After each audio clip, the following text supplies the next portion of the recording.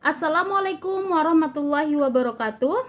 Bertemu lagi dengan Mem Iklimah pada hari Selasa tanggal 28 Juli tahun 2020. Kesempatan kali ini kita akan mempelajari tentang subtema kedua, pembelajaran 1, yaitu kebersamaan dalam keberagaman. Meminta kamu baca teks bacaan pada halaman 49 yang berjudul Bermain dan Belajar Bersama.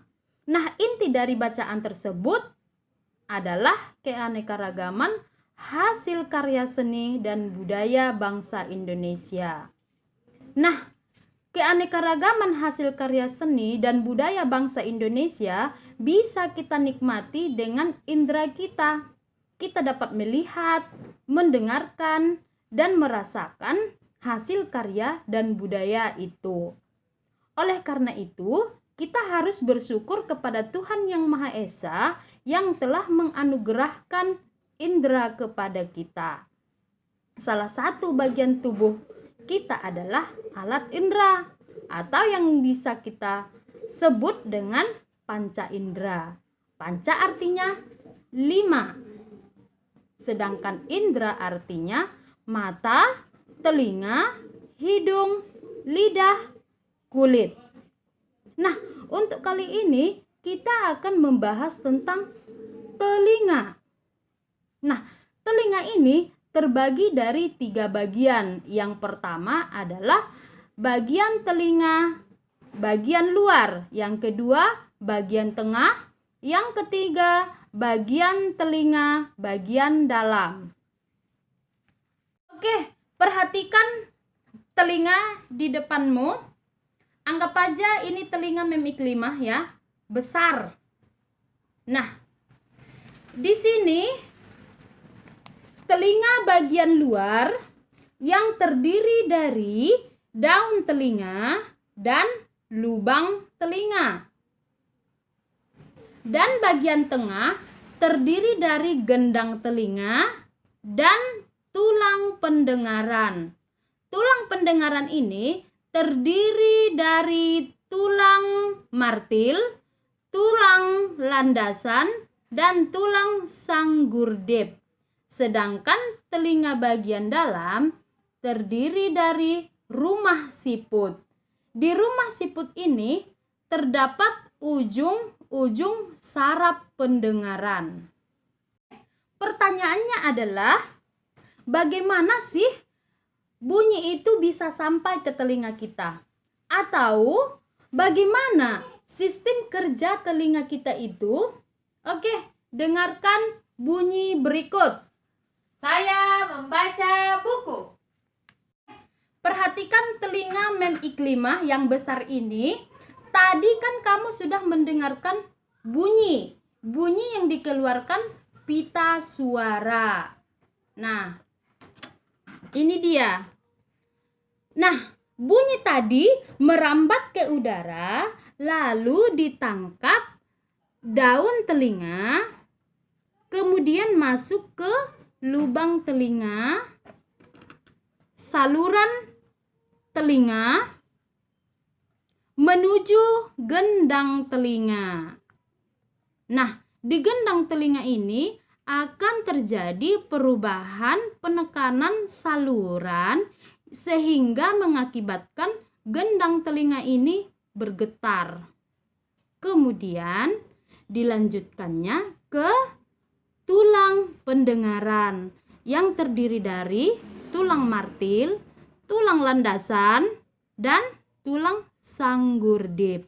Kemudian dilanjutkannya ke rumah siput. Nah, di rumah siput ini terdiri dari ujung-ujung saraf pendengaran. Nah, di rumah siput ini akan mengubah getaran tadi menjadi sinyal pendengaran. Nah, di sinyal pendengaran ini akan dilanjutkannya ke saraf pendengaran, kemudian ke otak.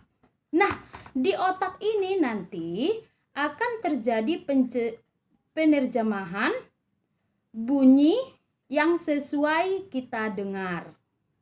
Begitulah cara kerja telinga kita anak-anak, sehingga bunyi itu sampai ke telinga kita.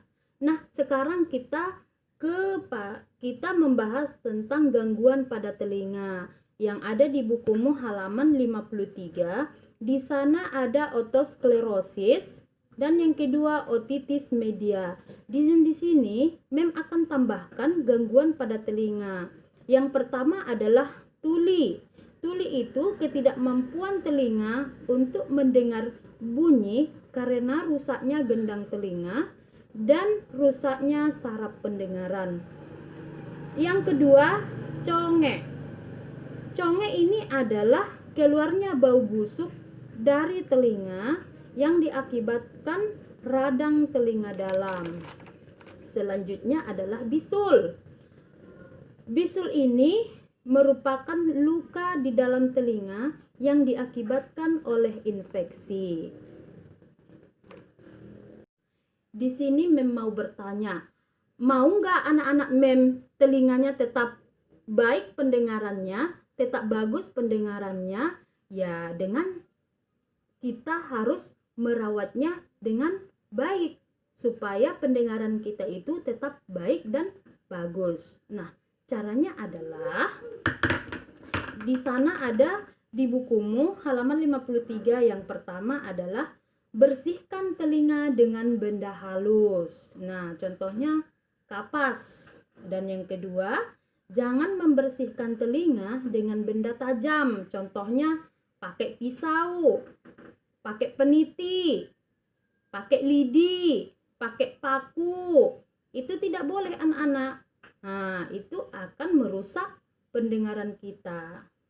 Dan yang ketiga, jangan memasukkan benda-benda ke dalam telinga. Contohnya beras, kacang-kacangan, atau jagung. Kadang anak-anak Mem ini bermain kacang-kacangan, masukkan ke telinga. Itu tidak boleh ya anak-anak. Sedang yang keempat, hindari suara yang bising. Jadi kalau kita sering mendengarkan suara bising yang terus-menerus, ini akan mengakibatkan ketulian. Sedangkan yang terakhir, jika kita merasa telinga kita sakit atau ada kelainan, lebih baik kita konsultasi atau periksa ke dokter spesialis atau ke dokter THT. Oke, cukup sampai di sini pembelajaran kita anak-anak. Assalamualaikum warahmatullahi wabarakatuh.